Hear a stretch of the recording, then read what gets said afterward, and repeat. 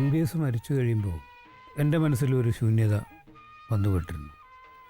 ആരായിരിക്കണം അടുത്തെൻ്റെ ചിത്രത്തിൻ്റെ സംഗീത സംവിധായകൻ? അതുവരെ നമുക്ക് NBS അല്ലാതെ മറ്റൊരാളും എൻ്റെ മനസ്സിൽ കടന്നു വന്നിട്ടേ ഇല്ല.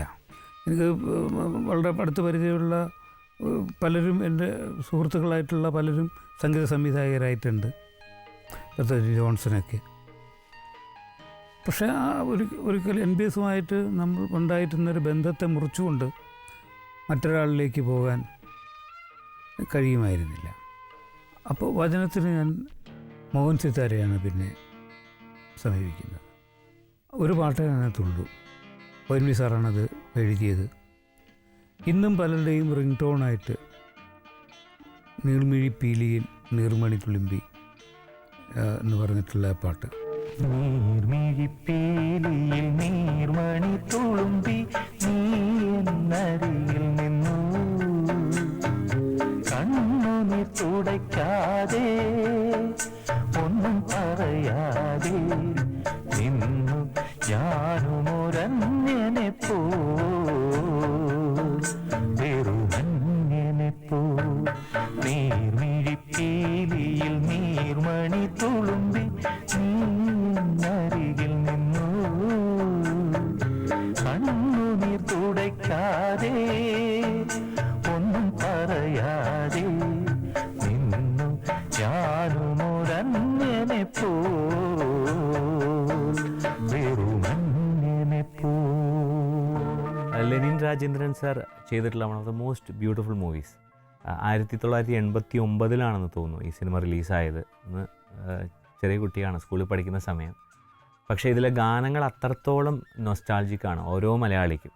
പ്രത്യേകിച്ച് ഇതിലെ ദാസേട്ടൻ പാടിയ മനോഹര ഗാനം, അത് ONV സാറാണ് എഴുതിയിട്ടുള്ളത്.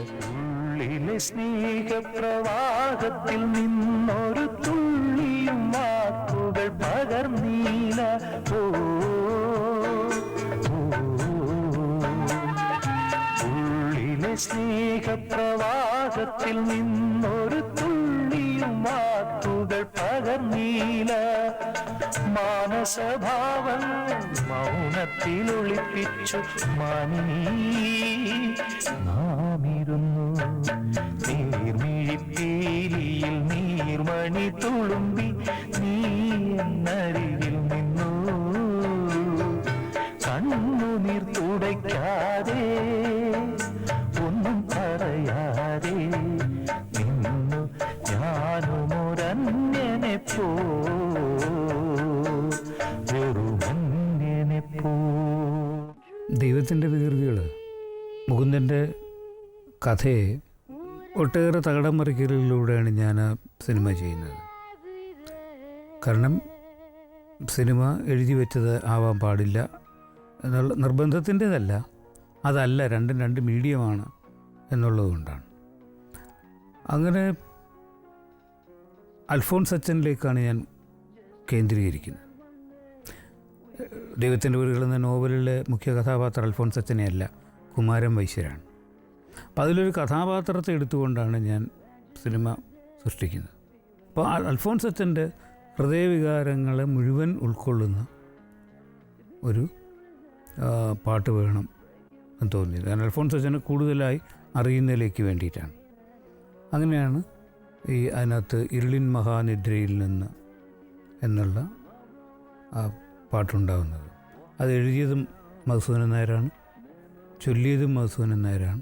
ഞാൻ എഴുതുന്നത് ലെനിൻ രാജേന്ദ്രൻ്റെ നിർബന്ധം അനുസരിച്ചാണ്. റെക്കോർഡിങ് കാണാൻ പോയ ഞാൻ എന്നെ ഈ ഇതിൻ്റെ പാടുന്ന മുറിയിലേക്ക് വിളിച്ചപ്പോൾ അവിടെ ചെന്ന് നോക്കി, അവിടെ പിടിച്ചു നിർത്തി, അതൊന്ന് ചൊല്ലാൻ പറഞ്ഞു. മോഹൻ സിത്താര കൂടെയുണ്ട്. അങ്ങനെ അവിടെ വച്ച് ഇത് ചൊല്ലി. അങ്ങനെയാണ് ദൈവത്തിൻ്റെ വികൃതികൾ എന്നതിലെ ഈ ഇരുളിൻ മഹാനിദ്രയിൽ എന്ന കവിത ആലപിച്ചത്.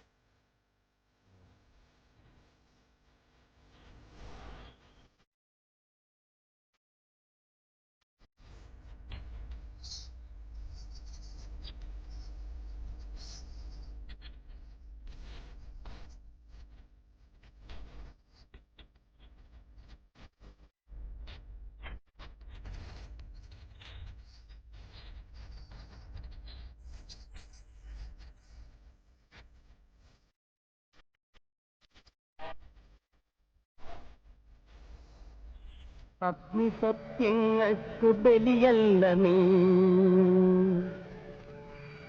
നഗ്ന പാപങ്ങൾക്ക് നദിയല്ല നീ,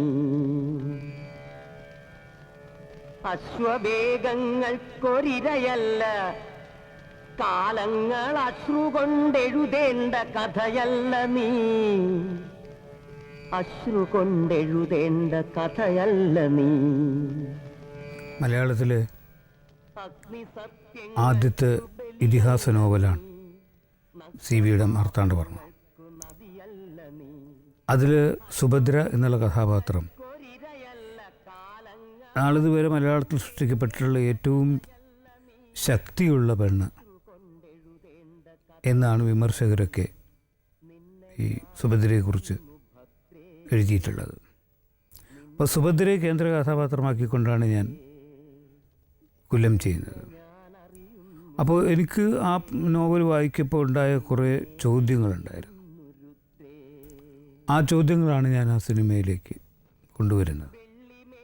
അതല്ലാതെ അതും മാർത്താണ്ഡവർമ്മയുടെ പകർത്തിയെഴുത്തല്ല. അതുകൊണ്ട് തന്നെ ആ സിനിമയിൽ മാർത്താണ്ഡവർമ്മ മഹാരാജാവ് വരുന്നതേയില്ല. സുഭദ്ര മാത്രമാണ് അത് കേന്ദ്രീകരിക്കുന്നത്. അങ്ങനെയുള്ള ആ സുഭദ്രയുടെ ഈ വളരെ വശ്യമായ യൗവനത്തിൻ്റേതായിട്ടുള്ള എല്ലാ ഇളക്കങ്ങളും കൂടെ, എല്ലാ കണ്ണുകളും ഒരു ഒരു ഒരു ഒരു പെണ്ണിലേക്ക് കേന്ദ്രീകരിക്കുന്ന ഒരു ഇടമുണ്ട്. അതിനെ ഉദ്ദീപിക്കുന്നതിലേക്ക് വേണ്ടിയിട്ടാണ് എന്തമ്മേ ചുണ്ടത്ത്.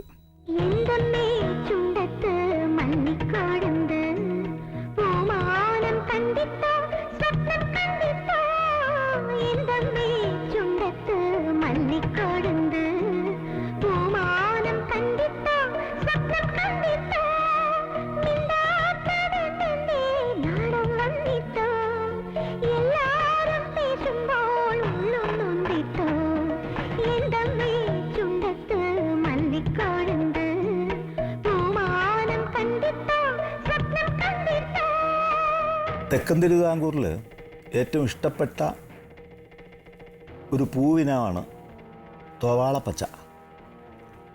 അതിനെ നമ്മളൊക്കെ കൊഴുന്തെന്നും പറയും.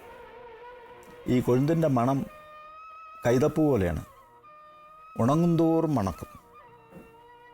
അങ്ങനെ എല്ലാവർക്കും പ്രിയപ്പെട്ട, പ്രത്യേകിച്ച് പെൺകുട്ടികൾക്ക് തലയിൽ ചൂടാൻ വളരെ ഇഷ്ടപ്പെട്ടൊരു പൂവാണ്. അതായത് മല്ലിക്കൊഴുന്തെന്ന് ഞാൻ പ്രയോഗിക്കാൻ കാരണമുണ്ട്. മല്ലി എന്ന് പറയുന്നത് മുല്ലയാണ്. ശരിക്കും ഈ ഇങ്ങനെ പൂത്ത് വിരിയുന്ന ഒരു പ്രത്യേകത മതിപ്പിക്കുന്നതാണ്. ആ മാദകത്വം സൂചിപ്പിക്കാനാണ് മല്ലി എന്ന് ചേർത്തത്.